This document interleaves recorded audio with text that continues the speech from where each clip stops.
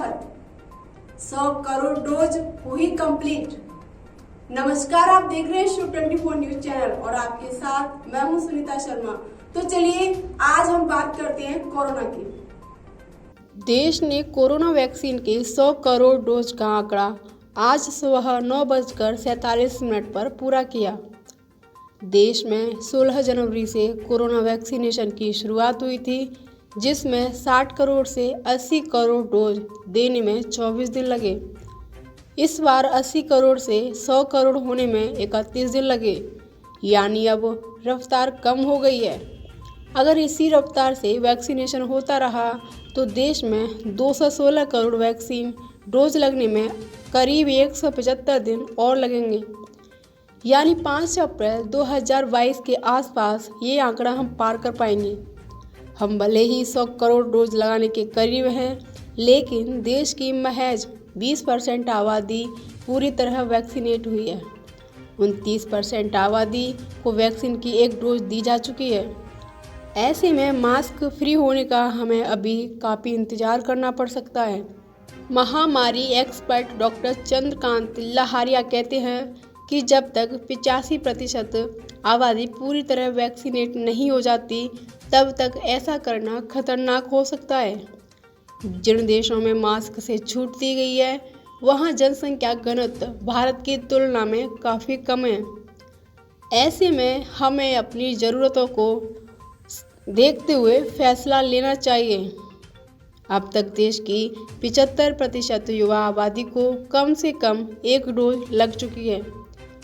Brokerage firm yes securities की एक report के मुताबिक जनवरी तक देश की 60 से 70% आबादी पूरी तरह वैक्सीनेट हो जाएगी और भारत हर्ड इम्यूनिटी को अचीव कर लेगा।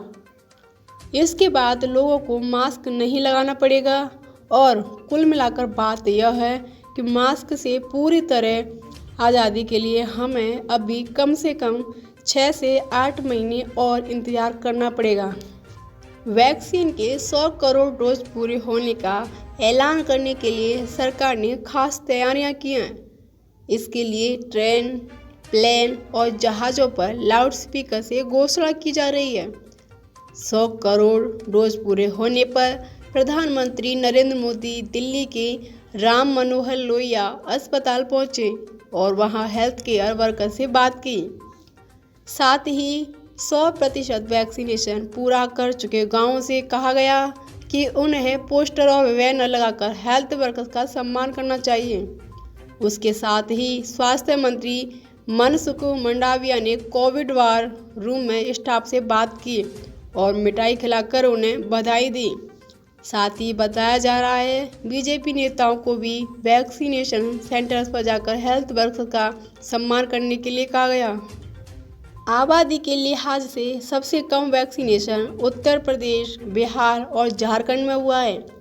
इन तीनों राज्यों की केवल 12% आबादी पूरे तरह से वैक्सीनेट हुई है। झारखंड की 36% आबादी ऐसी है जिसे वैक्सीन की एक डोज दी जा चुकी है, तो बिहार की 37% आबादी को वैक्सीन की एक डोज दी गई है।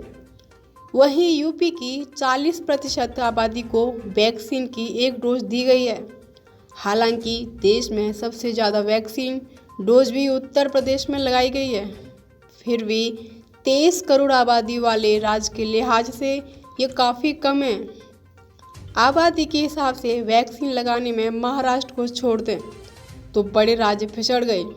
सबसे पीछे यूपी है। यहाँ देश की 17.4% आबादी है, जबकि यहाँ कुल वैक्सीन में से 11.9% लगी है। आबादी के हिसाब से वैक्सीनेशन का आकलन करें तो यूपी की स्थिति सबसे खराब नज़र आती है।